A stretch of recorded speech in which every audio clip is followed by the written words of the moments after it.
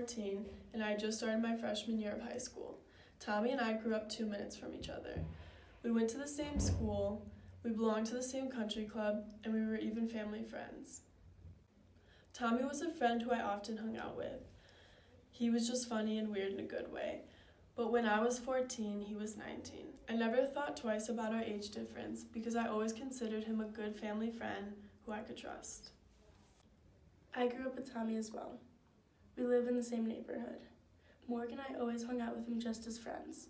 After weeks of hanging out with him, I began to get an eerie feeling about the way that Tommy acts towards Morgan. I knew something wasn't right. Soon my trust turned into fear. Every morning I'd wake up with a text from him telling me how beautiful I was, how much he missed me while he was away at college, and how all he wanted was to be with me.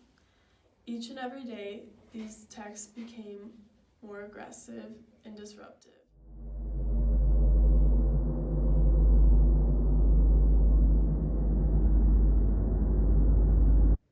I began to realize how obsessive he was. Whenever we hung out together, I felt really uncomfortable. His interactions with her were not okay. He even tried touching her. After I spoke with Morgan, she decided to cut him out of her life and block him on every social media. Clearly, Tommy didn't understand that I didn't want him in my life anymore. After blocking him, he started making fake accounts and texting me off fake numbers to try and reach me. After no response from me, he kept on going by contacting my friends trying to reach me.